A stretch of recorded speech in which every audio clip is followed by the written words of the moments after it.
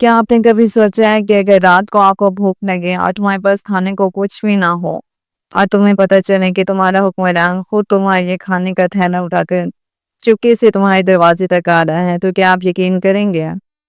جی ہاں، یہ خواب نہیں، یہ حقیقت تھی، اور اس کا نام تھا حضرت عمر بن خطاب رضی اللہ تعالی عنہ، اسلام کے وہ خلیفہ جنہوں نے دنیا کو اقتدار سکھایا کہ اقتدار تلوار سے نہیں عدل سے قائم ہوتا ہے۔ آئیے ان کی زندگی کے بارے میں ایک ایسی داستان سنتے ہیں جو نہ صرف دل کو چھو جائے گی بلکہ ہمیں عدل، رحم اور خوف خدا کا اصل مقصد سمجھائے گی۔ رات کا وقت تھا، مدینے کی گلیاں بالکل سنسان تھیں، ہر طرف خاموشی کا عالم تھا، لیکن ایک شخص تھا جو خاموشی سے مدینے کی گلیوں میں گھوم پھر رہا تھا، کبھی کسی درخت کے سائے تلے رکتا تو کبھی کسی جھونپڑی کے دروازے پر جا کر کان لگاتا۔ یہ خلیفہ حضرت عمر فاروق رضی اللہ تعالیٰ عنہ تھے۔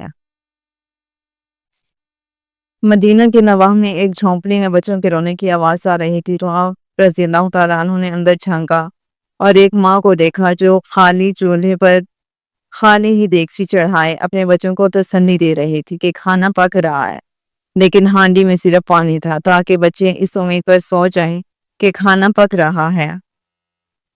حضرت عمر رضی اللہ تعالیٰ عنہ نے جب یہ منظر دیکھا تو ان کی آنکھوں میں آنسو آ گئے۔ انہوں نے فوراً بیت المال کا رخ کیا، آٹے کا تھیلا، گھی، گوشت اور کھجور کا تھیلا خود اپنے کندھے پر رکھ کر اس گھر کی طرف روانہ ہو گئے۔ ساتھی نے کہا کہ یا امیر المومنین، یہ آپ کا کام نہیں ہے، میں اٹھا لیتا ہوں۔ تو جواب آیا، قیامت کے دن بھی کیا تم میرا بوجھ اٹھاؤ گے؟ تو یہ تھے حضرت عمر رضی اللہ تعالیٰ عنہ جو حکمران ہو کر بھی غلاموں سے زیادہ عاجزی رکھتے تھے۔ حضرت عمر رضی اللہ تعالیٰ عنہ ایک ایسے حکمران تھے جو قاتل کے بھی انصاف ہی رکھتے تھے۔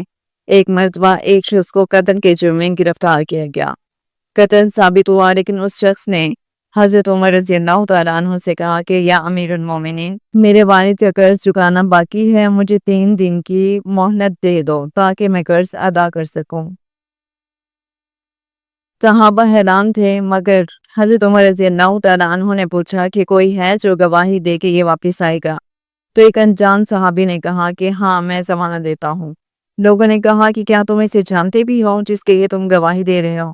تو جواب آیا کہ میں اس کو تو نہیں، لیکن حضرت عمر کو جانتا ہوں کہ وہ ظالم کو بخشے گا نہیں اور مظلوم کا حق دبائے گا نہیں، اور آپ کی عدل نہیں مجھے گواہی دینے پر مجبور کر دیا ہے۔ اس طرح سے 3 دن گزر گئے اور وہ قاتل واپس آ گیا۔ حضرت عمر نے فرمایا کہ اگر تم نہ آتے تو میں تمہیں قتل کر دیتا۔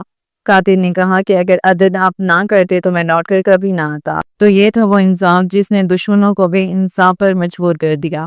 امیر اور غریب کے ساتھ ایک جیسا سلوک فرماتے تھے۔ ایک دن حضرت عمر رضی اللہ تعالیٰ عنہ کے بیٹے عبداللہ نے بیت المال سے تھوڑا سا عطیہ دینے کی درخواست کی، لیکن حضرت عمر نے انکار کر دیا اور کہا اگر بیت المال سے سب کو برابر نہیں دوں گا تو قیامت کے دن اللہ کے سامنے جواب نہیں دے سکوں گا۔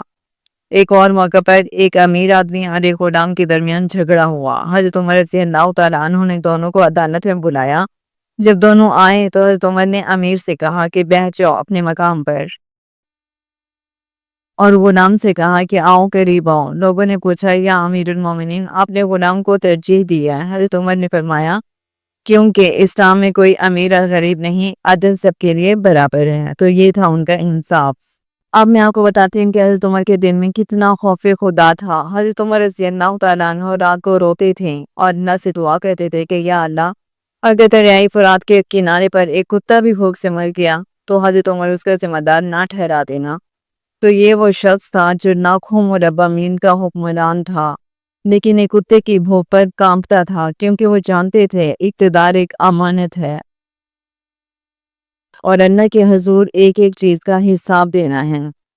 ایک دفعہ سفر کے دوران تھکن سے نڈھال ایک غلام زمین پر بیٹھا تو حضرت عمر نے بھی اونٹ سے اتر کے کہا کہ جب تک میرا غلام آرام نہ کر لے گا میں سواری نہیں کروں گا۔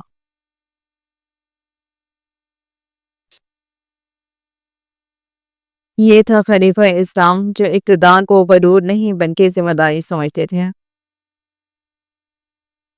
آج ہمیں حضرت عمر رضی اللہ تعالیٰ عنہ جیسے حکمران کی بہت ضرورت ہے۔